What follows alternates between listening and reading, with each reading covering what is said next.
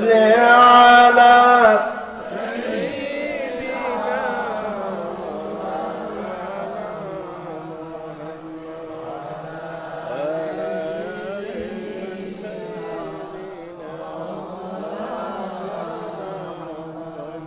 بلغ العلا بكماله كشف الدجى بجماله حسنت جميع خصاله صلوا عليه وآله قدر غرامي واجب الاحترام কাবিলুল ইহতিরাম। সম্মানিত হাজরিন উপস্থিতি, আজকের এই মোতাবারক মাহফিল দক্ষিণ হিঙ্গাজিয়া পরিষদের উদ্যোগে কুলাওয়াড়া মৌলভীবাজারের ষষ্ঠ বার্ষিক ঐতিহাসিক তাফসীরুল কোরআন মাহফিল। অত্র মাহফিলের সম্মানিত সভাপতি, সম্মানিত মেহমান আলহাজ নুমান আহমদ চৌধুরী সাহেব, সম্মানিত মেহমানকে আল্লাহ কবুল মঞ্জুর করুক, পড়ি আমিন।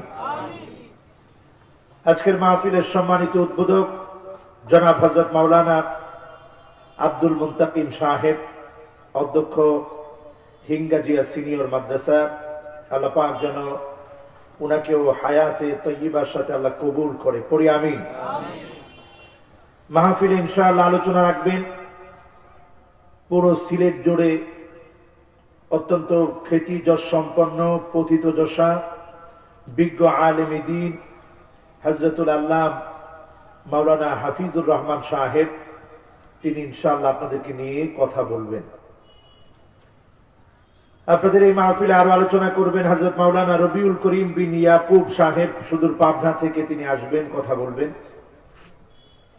আজকের এই মাহফিলে আমার সামনে উপবিষ্ট আছেন হাদারাত সম্মানিত উলামা হযরতগণ, উপবিষ্ট আছেন তুলাবায়ে আযম, আল্লাহ পাকের কাছে অত্যন্ত প্রিয় ছাত্রবৃন্দ, উপবিষ্ট আছেন সম্মানিত মুরব্বিয়ানে কেরাম, এছাড়া আমার অত্যন্ত প্রিয় তারুণ্যের উচ্ছ্বাস, দিক দিগন্তের দিকপাল তরুণ প্রজন্মের আমার তরুণেরা, সকলকে জানাচ্ছি ওহাইয়িকুম বিতাহিয়াতিল ইসলাম। আমার মা বোনরা যারা শুনছেন সকলের জন্য জ্ঞাপন করছি আসসালামু আলাইকুম ওয়া রাহমাতুল্লাহি ওয়া বারাকাতুহু। সকলে কেমন আছেন? আপনারা তো দ্বিতীয়বার জিজ্ঞাসা করলেন না, হুজুর আপনি কেমন আছেন? একজন জিজ্ঞাসা করছে, সবাই তো জিজ্ঞাসা করার কথা। আলহামদুলিল্লাহ, আমিও ভালো আছি। এটা ইসলাম আমাদেরকে শিখায়, শুধু এক পেশে জিজ্ঞাসা হবে না, উভয় পক্ষ থেকে জিজ্ঞাসা হবে। যে মহান মালিক দয়া করে, মায়া করে, মহাব্বত করে, ভালোবেসে আজকের এই মোতাবাররক মাহফিলে আমাকে আপনাকে সকলকে আসার সুযোগ আল্লাহ তাআলা দান করলেন, সে মহান মহিয়ান রাজাদিরাজ সমস্ত ক্ষমতার মালিক আল্লাহ সুবহানাহু ওয়া তাআলার আলিশান দরবারে শুকরিয়াতান একবার সকলে পড়ে নিচ্ছি। অবনত চিত্তে মস্তক অবনত করে সেই মালিকের আলিশান দরবারে পড়ছি কালিমাতুশ শুকর, আলহামদুলিল্লাহ। আবার পড়ছি আলহামদুলিল্লাহ, পড়ছি রব্বানা লাকাল হামদ হামদান কাসীরান তাইয়িবান মুবারাকান ফি, ইয়া রাব্বি লাকাল হামদু কামা ইয়ানবাগি লিজালালি ওয়াজহিক ওয়া লিআযীমি সুলতানিক।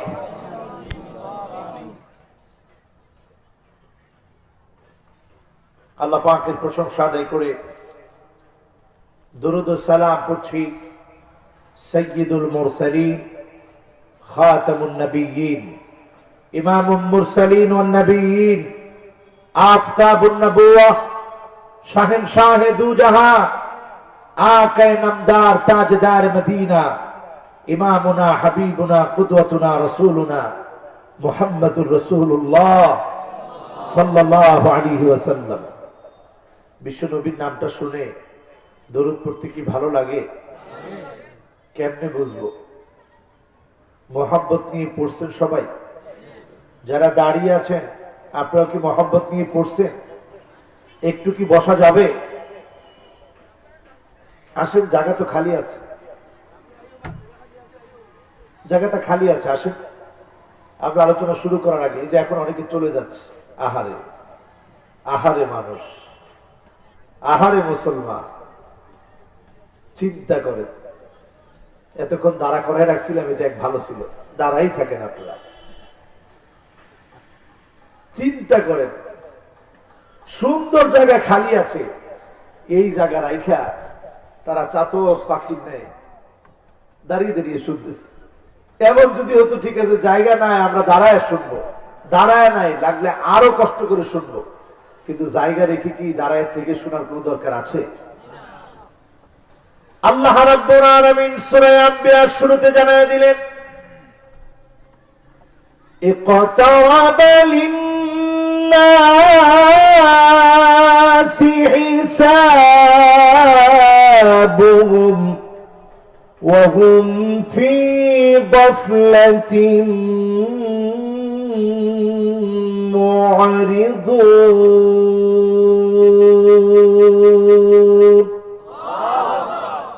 কার কথা? সূরা আম্বিয়া প্রথম আয়াত, 112টি আয়াত থেকে প্রথম আয়াতে কারিমা তেলাওয়াত করলাম। কোরআন কারীমের 21 নম্বর সূরা, সূরা আম্বিয়া।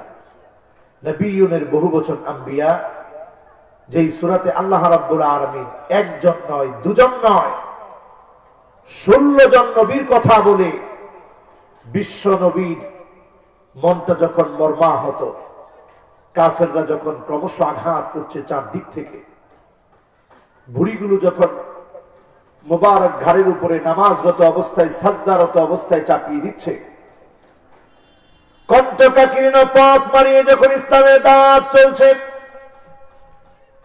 চারদিকে যখন বাধার বাধা, সেই মুহূর্তে আল্লাহ রাব্বুল আলামিন সূরা আম্বিয়া নাজিল করে দিয়ে 16 জন নবীর কথা বলে, দৃষ্টান্ত প্রদান করে, কাফেরদের জুলুম নির্যাতনের কথা তুলে ধরে বিশ্ব নবীকে আল্লাহ পাক সান্ত্বনা দিলেন, বিশ্ব নবীকে আল্লাহ পাক খুশি করতে চাইলেন। কিন্তু আমার নবী, বিশ্ব নবী, ততক্ষণ পর্যন্ত পরিপূর্ণ খুশি হবে না যতক্ষণ না উম্মতেরা আল্লাহর জান্নাতি না হবে। বলেন সুবহানাল্লাহ। সূরা আম্বিয়ার বক্তব্যের ভিতরে আল্লাহ রাব্বুল আলামিন জানিয়ে দিলেন, ইকতারাবা লিন-নাসি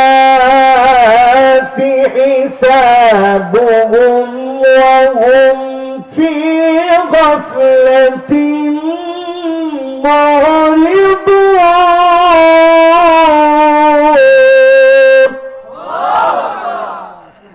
হিসাবের দিন যত ঘনিয়ে আসবে মানুষ তত গাফিল হবে। কিয়ামতের দিন যত ঘনিয়ে আসবে মানুষ গাফিল হয়ে যাবে। মানুষগুলো আল্লাহকে ভুলে থাকবে, কিয়ামতের কথা ভুলে থাকবে, আখিরাতের কথা ভুলে থাকবে। আজকে এই মোবাইলের দিকে তাকায় দেখেন, স্মার্টফোনের কারণে নামাজের কথা আপনি ভুলে যাচ্ছেন, স্মার্টফোনের কারণে ইবাদতের কথা আপনি ভুলে যাচ্ছেন। আগের দিনের মানুষের হাতে থাকতো তাসবিহ, সময় পেলে তারা সুবহানাল্লাহ পড়ে পড়ে আমলের পাল্লা ভারী করত। আর এখনকার সময়ের মানুষেরা সময় পেলে পেলে খারাপ খারাপ ভিডিও দেখে গুনার পাল্লা ভারী করে, ঠিক কিনা? সেই সময়ে মাগরিবের সালাত আদায় করে যারা আমরা আজকের মাহফিল শুনতে আসলাম, আমাদের দাম কেমন চিন্তা করেন। বিশ্ব নবী একদিন আবু যার নামক সাহাবীকে বললেন, ইয়া আবা যার, লা আন তাগদুয়া ওয়া তাআল্লামা আয়াতাম মিনাল কিতাবিল্লাহ খায়রুল লাকা আন তুসাল্লি মিআতা রাকাত। ও আবু যার, একটা আয়াতের বিশ্লেষণ যদি তুমি শেখো, একটা আয়াত যদি তুমি বুঝো, একটা আয়াত যদি তুমি পড়ো, 100 রাকাত নফল নামাজ পড়লে যেমন সওয়াব হয়, একটা আয়াতের বিনিময়ে আল্লাহ পাক এর চাইতে বেশি সওয়াব তোমাদেরকে দান করে দিবে। আজকে সূরা আম্বিয়া থেকে যে আয়াতে কারিমা আমরা সামনে আনলাম, একটা আয়াত, এই একটা আয়াত যদি আজকে আমরা বুঝি, এই একটা আয়াত যদি আজকে আমরা শিখি, এই একটা আয়াতের আলোচনা যদি আজকে আমরা বুকে ধারণ করি, বিশ্বাস করে 100 রাকাত নামাজ পড়লে যেই পরিমাণ সওয়াব হতো, সম পরিমাণ সওয়াব আল্লাহ পাক বান্দার আমলনামায় দিয়ে দিবে। সুবহানাল্লাহ। আসতে কেন? সিলেটের লোকেরা যখন একটা আশ্চর্য কিছু দেখে তখন ও বাপরে বাবি তেইতা, আশ্চর্য কিছু দেখলে ও বাপরে বাবি তেইতা, জীবনও তো দেখলাম না। সুবহানাল্লাহ বলার কথা বলে গিয়ে আমরা বলি ও তেইতা, ও মাই গড, ও এমজি, জীবনও দেখছি না, বাপের জন্ম দেখছি না, তেইতা। এই যে কথাগুলা কইলাম, সব আসেনি, কিন্তু সুবহানাল্লাহ যদি একবার বলেন সওয়াব কম না বেশি? কত সওয়াব! একবার যদি আল্লাহর গোলাম সুবহানাল্লাহ বলে, তামলাউ মা বাইনাস সামাই ওয়াল আরদ, এই জমিন থেকে আকাশ যত দূরে, সুদূর আকাশ থেকে জমিন যত দূরে, মাঝখানে বিরাট শূন্য জায়গা, একবার যদি বান্দা সুবহানাল্লাহ বলে, এই পুরো জায়গাটাকে, খালি অবস্থানটাকে, এই মহাশূন্যকে সওয়াব দিয়ে পূর্ণ করে বান্দার খালি আমল নামাকে আল্লাহ ভারী বানায়া দিবে। এরপরও দেখছি কিছু কিছু মানুষের একটু ঠোঁটটা নড়ে না, কেমন মানুষ আমরা।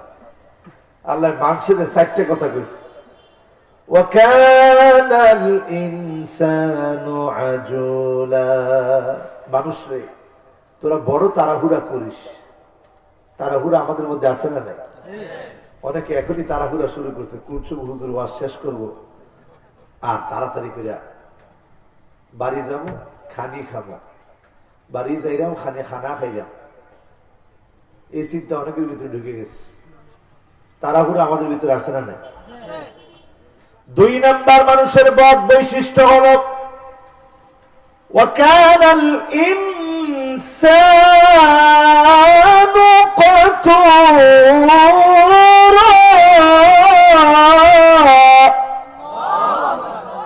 মানুষ সবচেয়ে বেশি কৃপণ, আল্লাহ রাস্তায় ব্যয় করতে চায় না। সিলেটের উদাহরণটা ভিন্ন, সিলেটের কৃপণ লোক একেবারেই নাই। আছে? এটা কেউ কাঁদতে দেয় না, কাঁদতে নিয়ে আবার কোন বিপদে পড়তে একজন আপনি দেখছেন না। 3 নাম্বার মানুষের খারাপ বৈশিষ্ট্য হল وَكَانَ الْإِنسَانُ كَفُورًا, মানুষ সবচেয়ে বেশি অস্বীকার প্রবণ।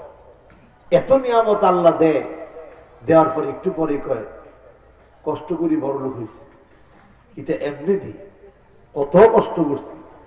আসলে কষ্ট দিয়ে যদি বড় লোক হওয়া যায়, তো তাহলে রিক্সা চালক কষ্ট কম করে, ভ্যান চালক কষ্ট কম করে। আপনি আপনার কষ্ট দিয়ে আপনি ধনী হতে পারেন নাই, আল্লাহ আপনাকে নিয়ামত দিয়েছে বিধায় আপনি ধনী হয়েছেন। আমি বক্তা, নিজের প্রতিবাদী আমি বক্তা হতে পারি নাই, আমার আল্লাহ আমাকে কবুল করেছে বিদায় আমার দ্বারা কথা বলা হয়। একজন আলেম তার যোগ্যতার বলে কথা বলতে পারে না। একজন ব্যক্তি যত চেষ্টা করুক, শুধু চেষ্টাই তার সফলতার মানদণ্ড নয়। যিনি চাইলে মানুষ সফল হয়, যিনি চাইলে মানুষ বিফল হয়, তিনি কে? এজন্য আমার ভাইরা মনে কখনো অহংকার নিবেন না, আমার কথাগুলোতে কষ্ট নিবেন না। আপনি যেমন হন না কেন, আপনি মনে করবেন এর সবটুকুন যার দেওয়া, তিনি কে? চতুর্থ নম্বরে আল্লাহ পাক বললেন, ওয়াকানাল ইনসানু আকসারা শাইইন জাদালা। মানুষ সবচেয়ে বেশি বিতর্ক করে। সবচেয়ে বেশি বিতর্ক মানুষের মাঝে না অন্য কিছুর মাঝে? বলেন, বিতর্ক কাদের মাঝে? আমরা বিতর্ক শুরু করি, আমি ফুল তুলি, আমি সারসিনা, আমি চরমনাই, আমি তাবলীগ, আমি জামাতি, উমুকে ওহাবি, উমুকে সুন্নি, উমুকে বেদাতি, উমুকে বেদাতি, উমুকে না মাযহাবি। যত ধরনের বিতর্ক একমাত্র মানুষের ভিতরে, অন্য কোন প্রাণীর ভিতরে কোনো বিতর্ক নাই। ঠিক না বেঠিক? এই বিতর্ক আমাদেরকে জন্ম দেয় হিংসা। এই হিংসা এমন হয়, নিজেকে ছাড়া অন্য কাউকে সঠিক মনে করে না। সব সঠিক একমাত্র নিজের ভিতরে আছে। এর চাইতে বড় বেঠিক আছে না নাই? কিসের ঠিক? এখানে ঠিক, এটা ঠিক। আমরা এত সহি হয়ে গেলাম, বাংলাদেশে আমরা মনে করি আমার চাইতে সঠিক আর কে? অথচ সাহাবায়ে কেরাম আল্লাহর কাছে দোয়া করতেন, আল্লাহুম্মা আরিনাল হাক্কা হাক্কান ওয়ারযুকনা ইত্তিবা ওয়া আরিনাল বাতিলা বাতিলা ওয়ারযুকনা ইজতিনাব। আল্লাহ হককে হক জেনে মানার তৌফিক দিও, বাতিলকে বাতিল জেনে বাতিলকে বাদ দিয়ে হকের পক্ষে থাকার তৌফিক দিও। আপনি নিজেকে এত হক মনে করেন, অন্য কারো কাছে হক থাকলেও নিতে চান না। আপনি বুঝবেন আপনার ভিতরে রোগ আছে। এই রোগ সাহাবীদের ভিতরে ছিল না। ঠিক না বেঠিক? হককে হক মনে করেন, বাতিলকে বাতিল মনে করেন। মানুষের সঠিকটা মেনে নিতে শিখেন। পৃথিবীর সময় ক্রমশ কমে যাচ্ছে, মারামারি আর কয়দিন করবে? একটা গল্প মনে হয়েছে, শোনাবো? হ্যাঁ, আমরা পৃথিবীতে মার খাই। মার খাওয়ার ব্যাপারে একটা গল্প শোনাই, কষ্ট হবে আপনাদের? যারা দাঁড়ায় রয়েছে একটু বসলে গল্পটা শোনাবো। দুইজনই ইয়ং, তোমরা আমার সবচেয়ে আপন, আসো। এখন যাবে কি রে? এটা আসছে, মাশাআল্লাহ, আলহামদুলিল্লাহ। এরা অনেক মনোযোগ দিয়ে শুনতেছিল। আর যারা বাচ্চায় নিয়ে আসছেন আসেন। একজন মাথায় টুপি দিয়ে আসেন, আসেন। আরেকজন মাথায় টুপি দেওয়া ডান দিকে আসেন। এরপর আসবেন আল্লাহ। হ্যাঁ, ও পায়ে একজন অসুস্থ, আল্লাহ তুমি শিফায়ে কামেলে আদেলা আজেলা দান করো। পড়েন আমিন। আমার ভাইয়েরা এবার খেয়াল করে শোনেন। একবার দুই ছাগল গেছে রাত্রে বনের মধ্যে ঘুরতে। রাত হয়ে গেছে তো চিন্তা করছে, থাক ভাগ আবার কোথায় ধরে বসে, আজকে গুহার ভিতরেই কাটাই দিই। একটা গুহার ভিতরে ঢুকছে। ঢুকে যখন দুই ছাগলে সময় কাটাচ্ছে, ছোট ছাগলরে পাঠাইছে পাহারা দেওয়ার জন্য, তুই পাহারা দিস। ছোট ছাগল তাকায় দেখে বাঘ আসতেছে। যেই বাঘের ভয়ে গেল গুহার ভিতরে, গিয়ে দেখে এটা বাঘেরই গুহা। এখন ছোটটা কয়, কাজ তো সারছে। কি হয়েছে? বাঘের গুহার ভিতরে তো বসছে, বাঘ তো বাসার মধ্যে আসতেছে। কিচ্ছু করার নেই, বাঘ যেহেতু আসতেছে, একটা কথা তোরে শিখাই দিই, তুই অনুরূপ কথা বলবি। আমি যেটা বলবো তুই কবি হ ঠিক আছে।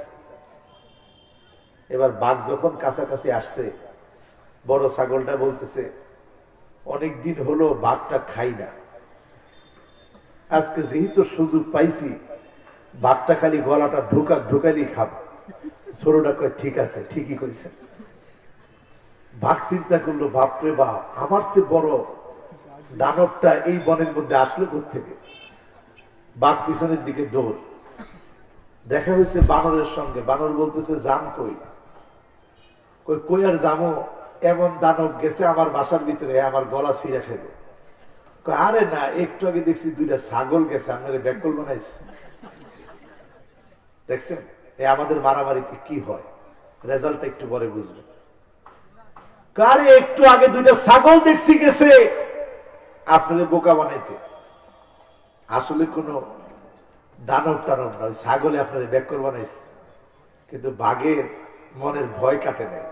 বাঘ কয় ঠিক আছে, আমি মানতে পারি যদি তুই আমার সাথে একসাথে যাস, লেজটা আমার লেজের লোকে বাইন্ধে লোক, বিপদে পড়লে একলা পড়বো না, তোরে লইয়া পড়বো। এবার দুইজন একসাথে রওনা হয়েছে। বানর তো সাহস, কারণ বানর তো জানে যে আসলে দুইটা ছাগল গেছে। এবার বানর সহ বাঘ যখন গুহার সামনে গেছে, সামনে যাওয়ার সঙ্গে সঙ্গে ছোট ছাগল কইতেছে সর্বনাশ হয়েছে, বান্দর তো লগাইছে। বড় ছাগল কইতেছে ক্ষতি করলে তুই বান্দরটাই করবো, ওটারও টাইট দিতেছি, রাখ, যেটা কমো তুই কবি হ ঠিক আছে। এবার যখন দুইটা একসাথে কাছাকাছি আসছে, এবার বড় ছাগল কইতেছে যাক, বাঘে তো কথা রাখছে, বান্দরটারে বাইন্দা লই আইছে। বাঘেরে ছাড়লেও বান্দরে কিন্তু আজকে ছাড় নেই। এখন বান্দর লেজ ধুইয়া দোর আর বাঘ লেজ লইয়া দোর। চিন্তা করেন মুসলমান, যদিও আপনারা এই উদাহরণে হাসলেন, আজকে তাকায় দেখেন আমাদের ভিতরে যেই দলাদলি শুরু হয়েছে, যেই কাদা ছুড়াছুড়ি শুরু হয়েছে, আজকে এই মুসলিম আলেমদের শক্তিগুলো যদি ঐক্যবদ্ধ থাকতো, যত বড় শক্তি আসুক না কেন বাতিল পরাভূত হতে বাধ্য হতো, ঠিক না ঠিক? আজকে আমাদের ভিতরে আমরা এই আজানটার উত্তর দিব একেবারে কাছে, সবাই উত্তর দিই আল্লাহু আকবার, আল্লাহু আকবার।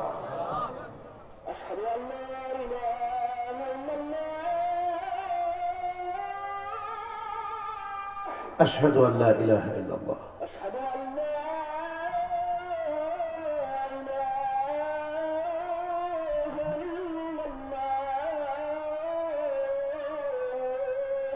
أشهد أن لا إله إلا الله.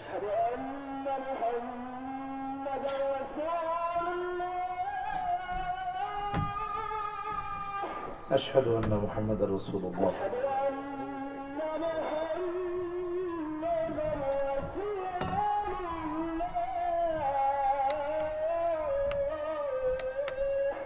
أشهد أن محمد رسول الله.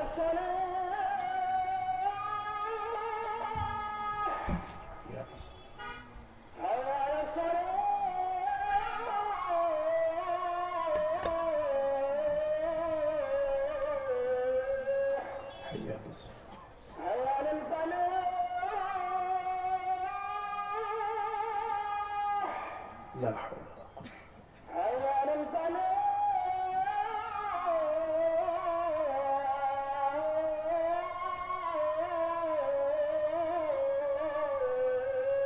لا حول.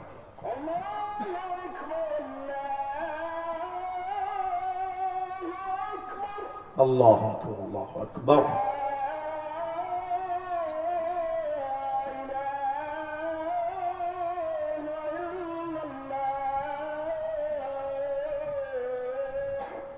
لا إله إلا الله. اللهم رب هذه الدعوة التامة والصلاة القائمة آت محمدا الوسيلة والفضيلة وابعثه مقاما محمودا الذي وعدت إنك لا تخلف الميعاد. ما شاء الله. আপনারা যে মুনাজাত করলেন, কেমনে শিখলেন এটা? এই সময়টা মুনাজাতের, এই সময়টা খুব প্রিয় আল্লাহর কাছে। আল্লাহর কাছে আমরা চাই আজকের মাহফিল যেন আল্লাহ কবুল করে, পড়েন আমিন। এবার আমরা ইনশাআল্লাহ এখানেই আমাদের জামাত হবে। প্রয়োজনে যখন নামাজ হবে আমরা শুধু সাউন্ড বক্স গুলো খোলা রাখবো। আসলে আমরা আলেমরা করবো কি কর, এই মাহফিলটা আমার সেকেন্ড টাইম নেওয়া। গত বছর আমি এসেছিলাম, আপনারা মসজিদে বসছিলেন, বৃষ্টির কারণে আমরা এখানে মাহফিল করতে পারি না। কর্তৃপক্ষ খুব জোরাজোরি করলো, হুজুর আসতেই হবে, আসতেই হবে। এখন আমার কোনো ডেট খালি নেই। 3 দিন সিলেটের জন্য দেওয়া, প্রতি 3 দিনেই 2টা করে মাহফিল নেওয়া। আসলে এখন সব জায়গা থেকে যখন চায়, আমি তো মানুষ একা হওয়ার কারণে এই 3 দিনে যা পারছি সিলেটে মাহফিল নিছি। উত্তরবঙ্গওয়ালাদেরকে ডেট দেওয়া লাগে, কক্সবাজারওয়ালাদেরকে দেওয়া লাগে, চিটাগাংওয়ালাদেরকে দেওয়া লাগে, সব দিয়ে সিলেটে এই 3 দিন একাধারে, বারবার তো আসা যায় না। সেই সুযোগে এই মাহফিলটাও সাথে নিলাম। মাগরিবের পর কথা ছিল, মাগরিবের নামাজ পড়ে একটু গ্যাস এনে আপনাদের এখানে চলে আসি। তো আলহামদুলিল্লাহ এখন আমার কাছে যেটা মনে হচ্ছে, যারা আসার অলরেডি চলে আস, দেখি তো তরুণ কেমন আসছো। যারা তোমরা তরুণ আছো, বিয়ে শাদী করো নাই, তোমরা একটু বলো তো আল্লাহু আকবার। এবার যারা বিয়ে শাদী করছেন আপনারা বলেন তো আল্লাহু আকবার। বিবাহিতরা একটু পরে আসে আর কি। তরুণরা তোমরা আবার বলো তো আল্লাহু আকবার। এবার বিবাহিতরা আপনারা বলেন তো আল্লাহু আকবার। দেখেন দেশের অবস্থা।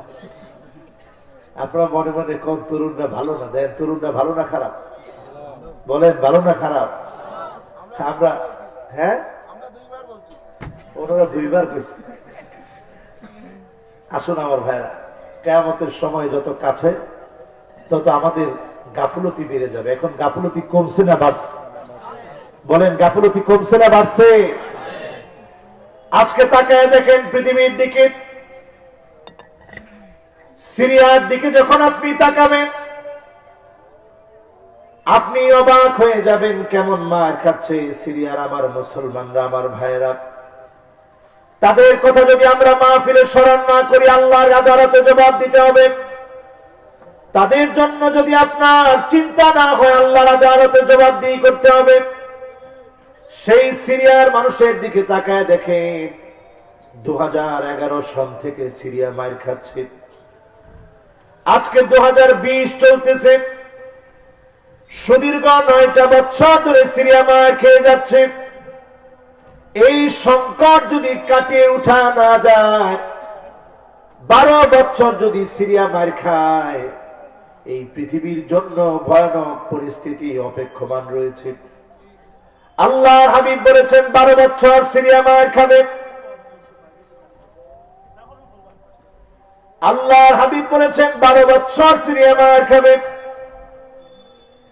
সিরিয়া যদি 12 বছর একটানা মার খেয়ে যায়, এই পৃথিবীর সময় একেবারে কমে আসতেছে রে মুসলমান। আজ থেকে 1450 বছর আগে আল্লাহর হাবিব 2টা আঙ্গুল একত্রিত করে এইভাবে দেখালেন, আনা ওয়াসসাআ ফাদাম্মা আসাবিআহু। বিশ্ব নবী নিজের মোবারক হাত 2 আঙ্গুলকে একত্রিত করে দেখালেন, আমি আর কিয়ামত এত কাছে বলতে বলতে এত সময় পার হয়ে গেছে। এখনের সময়টা একটু মিলায় দেখেন কত কাছে চলে এসেছে। আল্লাহর হাবিব বলেছেন কিয়ামতের আগে সিরিয়া 12 বছর মার খাবে। 9 বছর পার হয়ে গেছে। এই চিত্র যদি, এই সংকট যদি দ্রুতই নিরসন না হয়, সংকট যদি কাটিয়ে ওঠা না যায়, আগামী পৃথিবীতে ভয়ঙ্কর সময় অপেক্ষমান। তাকায় দেখেন সৌদি আরবের ভিতরে তায়েফ নামক অঞ্চলের ভিতরে বরফ পড়ে, যেটা সৌদি আরবের জন্য একেবারে কল্পনার বাহিরে। এই বরফ পড়া প্রমাণ করে পৃথিবীর সময় কমে যাচ্ছে। আরব দেশগুলোতে বৃষ্টি হওয়া শুরু হয়েছে। গোটা পৃথিবীর আবহাওয়া চেঞ্জ হয়ে যাচ্ছে। তাকায় দেখেন সোমালিয়ার দিকে মুসলমানের পেট পিঠের সাথে লেগে যাচ্ছে, ক্ষুধার যন্ত্রণা সহ্য করছে মুসলমানেরা। মুসলমান সাদা হোক আর কালো হোক, মুসলমান তো আমার ভাই। কান্নাহুম বুনিয়ানুম মারসুস। মুসলমানের সম্পর্ক হচ্ছে সীসা ডালা প্রাচীরের মতো। আজকের সোমালিয়ার মুসলমান যখন ক্ষুধার যন্ত্রণা সহ্য করে, সুদূর বাংলাদেশে বসেও যখন আমরা দেখি মুসলমানের ওই বিপদ দেখার পরে আমরা ঠিক থাকতে পারি না। তাকায় দেখেন মায়ানমারের দিকে বৌদ্ধরা মুসলমানদেরকে মেরেছে। তাকায় দেখেন ইন্ডিয়ার দিকে, ইন্ডিয়া পর্যন্ত আমার মুসলমান ভাইদেরকে জয় শ্রীরাম বল, জয় শ্রীরাম বল বলে বলে 18 ঘন্টা পিটিয়ে তাইবারুজকে শহীদ করেছে। তাইবারুজ নামক যেই ছেলেকে তোমরা শহীদ করলে 18 ঘন্টা পিটিয়ে, পানি পানি বলে তাইবারুজ কেঁদেছিল, তাকে পানি দেওয়া হয় নাই। 18 ঘন্টা পর্যন্ত বেঁধে পিটিয়েছে আমার ভাইকে, তারপরে তারা শহীদ করেছে। জয় হনুমান বল, জয় শ্রীরাম বল বলে বলে হিন্দুরা মারতেছে, বৌদ্ধরা মারতেছে, খ্রিস্টানরা মারতেছে। আজকে চীনের ভিতরে যখন করোনা ভাইরাসের আতঙ্ক ছড়িয়ে পড়েছে, তাকায় দেখেন এই চীন গোপনে গোপনে আমার মুসলমানদেরকে কেমন নির্যাতন চালিয়েছে। উইগুরের মুসলমান বলতে যাদেরকে আপনারা চিনেন, আমরা চিনি, এই মুসলমানদের করুণ ইতিহাস এত কঠিন। এই মুসলমানরা স্বাধীন ভূখণ্ডের নাগরিক ছিল। দেশের নাম ছিল তুর্কিস্তান। সোভিয়েত ইউনিয়নের ভাঙনের ফলে তুর্কিস্তান, কিরগিজস্তান, তুর্কমেনিস্তান এই দেশগুলা বিভক্ত হয়ে গেল। তুর্কিস্তান নামক দেশটাকে চীন দখল করে নিল। 18 বছরের আগে সেখানে নামাজে যেতে দেয় না, 50 বছরের আগে দাঁড়িয়ে রাখতে দেয় না, কোরআন পড়ার উপরে পর্যন্ত নিষেধাজ্ঞা, নারীদেরকে হিজাব পড়তে দেয় না।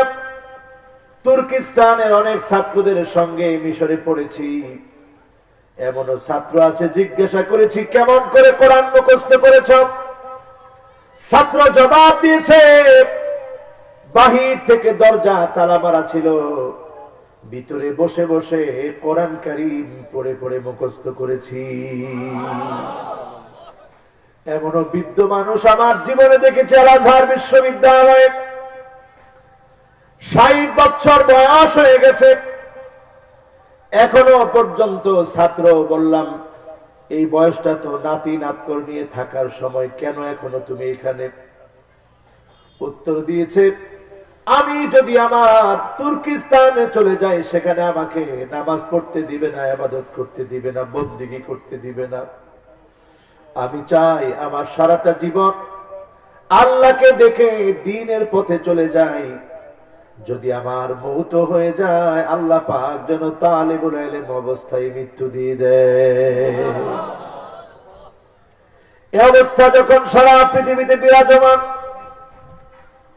কাশ্মীরের দিকে তাকায় দেখেন কেমন মাজলুম কাশ্মীরের মুসলমানেরা।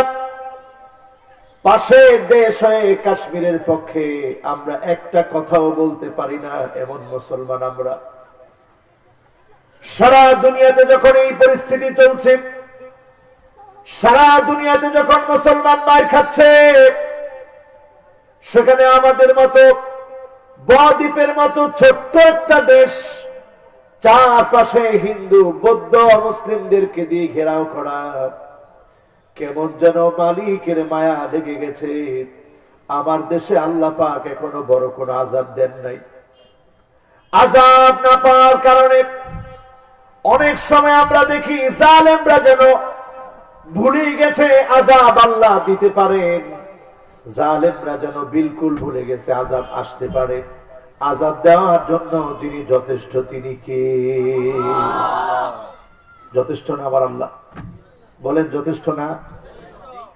কিয়ামতের সময়টা যত কাছে চলে আসছে, কিয়ামতের সময়টা যত কাছে চলে আসছে, তত বেশি আমাদের গাফলতি বেড়ে যাচ্ছে। আজকে তাকায় দেখেন কয়জন মানুষ পাবেন 5 ওয়াক্ত নামাজ পড়ে। বিশ্ব নবী কাদের জন্য আল্লাহর কাছে কাঁদলেন?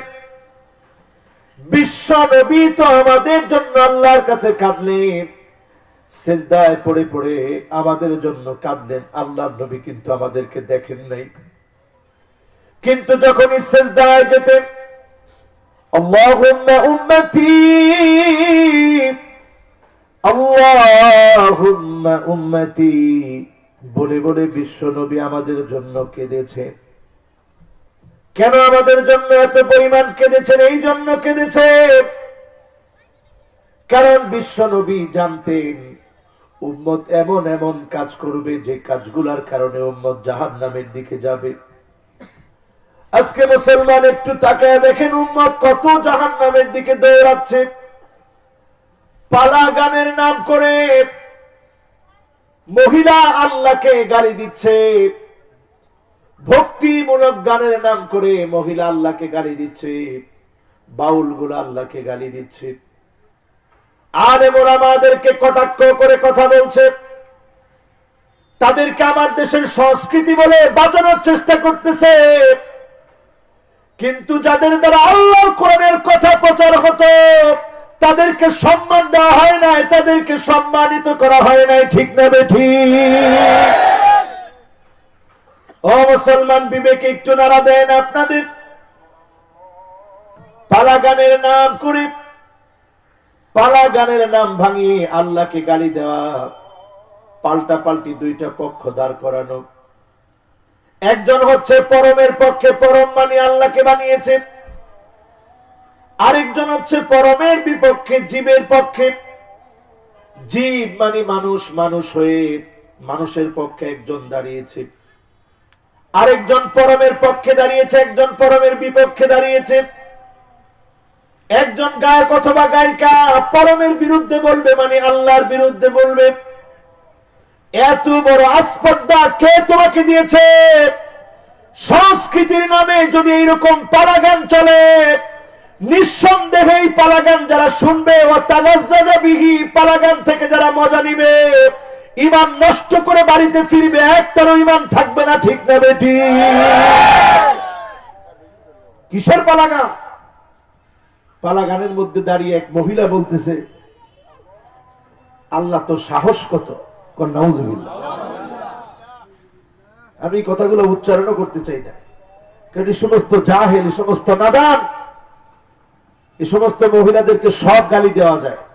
তো সব গালি তো আমার মুখে আনা ঠিক হবে না, কারণ এই মুখটা দিয়ে কোরআনের কথা বের হয়, এই জবানটা দিয়ে কোরআনের কথা উচ্চারিত হয়। এজন্য মুসলমান মনে রাখতে হবে, এদেরকে নিয়ে যাদের মাতামাতি, এটা আমাদের সংস্কৃতি হতে পারে না। আসতে বলেন, এদেশের সংস্কৃতি কি পালাগান? এদেশের সংস্কৃতি পালাগান নয়। এদেশের শিকড় গেঁথে আছে ইসলাম।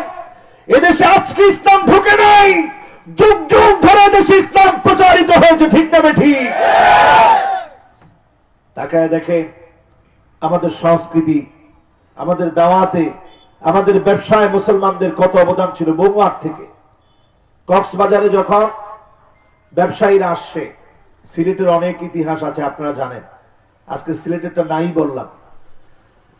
কক্সবাজারের ইতিহাস দিয়ে শুরু করি। যখন আসছে তারা নৌপথে, আসার পর তারা দেখে সব জায়গায় সাফিনা, সাফিনাতুন মানি, সাফিনাতুন মানি নৌকা, সাফিনাতুন মানি।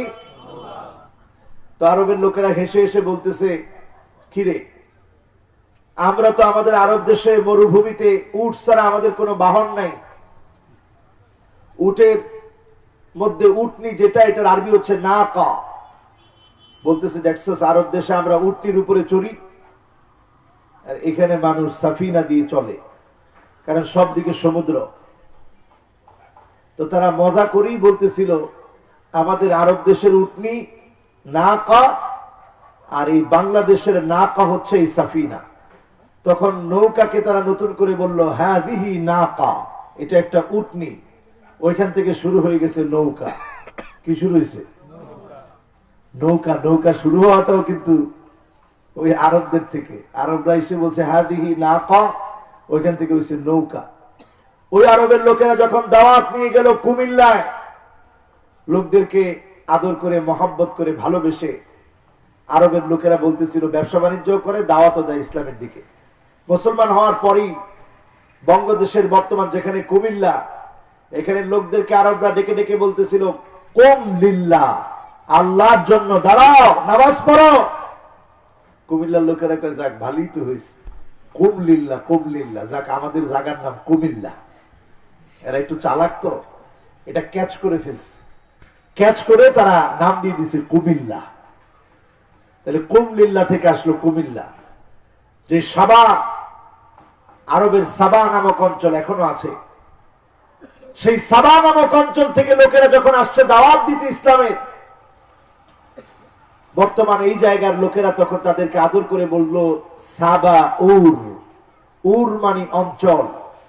সাবা নামক অঞ্চল থেকে আসা লোকদেরকে সাবা উর বলা হতো, সেখান থেকে হয়ে গেছে সাবার। কোন আল্লাহু আকবার। এই দেশে ইসলাম কি আজকে থেকে?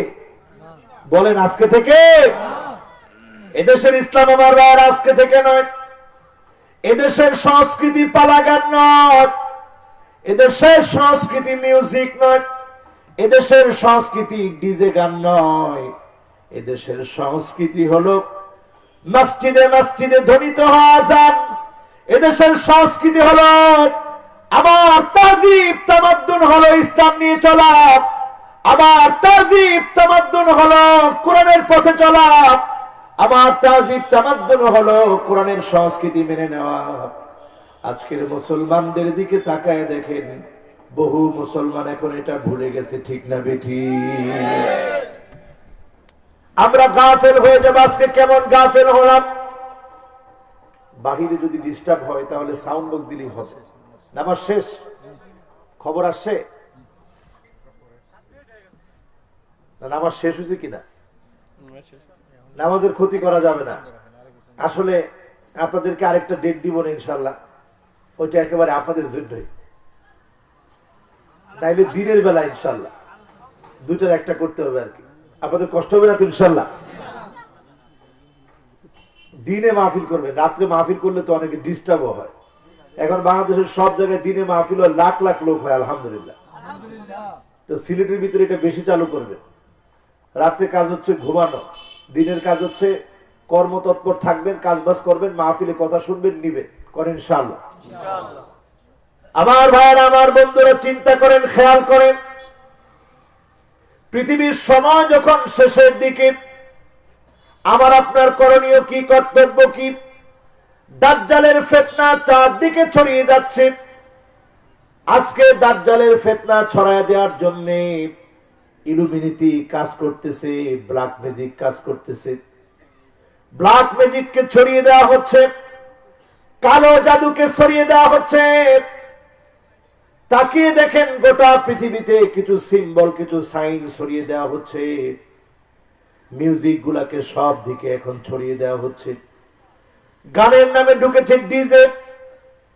এমনও মুসলমান খুঁজে পাওয়া যায় ডিজে গান ছেড়ে নাচের নামে এত অশ্লীল নাচ, মাথা নিচের দিকে দিয়ে পা উপরের দিকে দিয়ে মুসলমানের সন্তান নাচে। এটা কি নাচ না জাহান্নামে যাওয়া?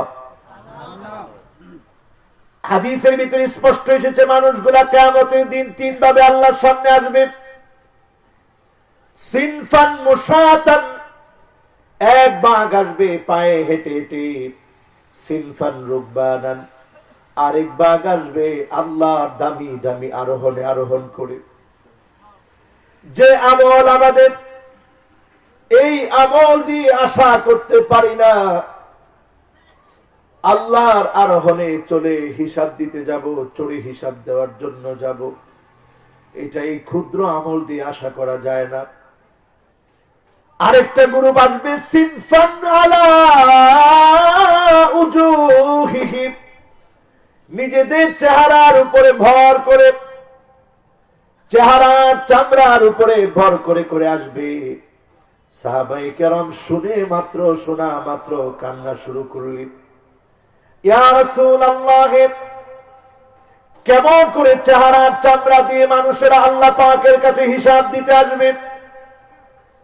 চেহারার চামড়া বড় পাতলা, এই পাতলা চামড়া দিয়ে কেমন করে আসবে ইয়া রাসূলুল্লাহ? যেখানে থাকবে কাঁটাযুক্ত রাস্তা, চেহারার চামড়া ফেটে চৌচির হয়ে যাবে।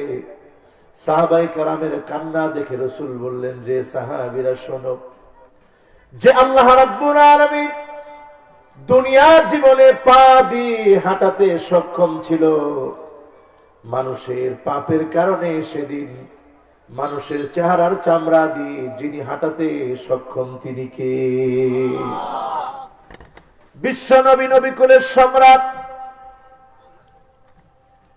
বিশ্ব নবী, নবী কুলের সম্রাট, বিশ্ব নবী, নবী কুলের সম্রাট মুহাম্মদ সাল্লাল্লাহু আলাইহি ওয়াসাল্লামের উম্মত। অনেকেরই সেদিন চেহারাটা উল্টায় দেওয়া হবে। নবীর উম্মত দাবি করেছিল কিন্তু উম্মতের কাজ করে নাই। আজকের সমাজের সঙ্গে মিলায় দেখেন মুসলমান, আমরা তো নবীর আদরের উম্মত, কিন্তু উম্মতের দাবিতে সত্যবাদী কতজন আছি? আজকের মাহফিলে যারা বসেছি অধিকাংশ মানুষের মন গুলা মৃত হয়ে গেছে। আমরা অনেকেই বুঝি না কোন কোন কারণে মন মৃত হয়ে যায়। অনেকেরই মন গুলা মৃত হয়ে গেছে। এক নাম্বার যেই কারণে মন গুলা মরে যায়, এর মধ্যে এক নাম্বার কারণ হচ্ছে মিউজিক শোনা, গান শোনা। যতগুলা গান আপনি শুনবেন আপনার মন গুলা মরতে থাকবে। ইন্নাল আবদা ইযা আখতাআ নুকিতাত ফি কলবিহি নুকতাতুন সাউদা। একটা গান যখন আপনি শুনবেন মনগুলা মরতে থাকবে, মনগুলা মৃত হতে থাকবে, কালো কালো দাগ পড়ে যাবে অন্তরের ভিতরে। মিউজিক নিয়ে এসেছিল শয়তান সর্বপ্রথম শীশ আলাইহিস সালামের জামানায়। শয়তান প্ল্যান করে মিউজিক এনেছিল।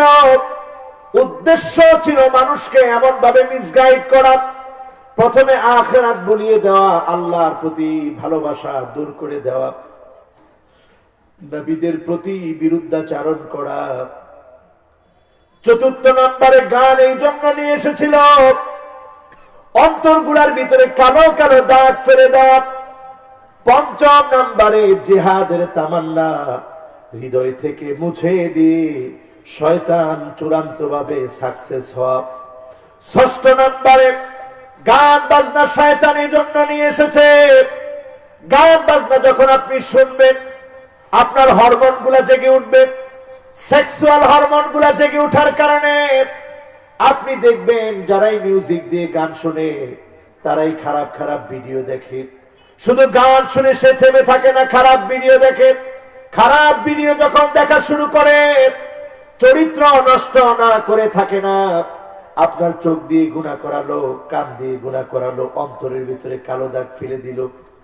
এতগুলা গুনাহ আপনার জীবনে আপনি করলেন শুধু মিউজিক শুনে। এই মিউজিক শুনে শুনে আপনি হারামের পথে হাঁটলেন।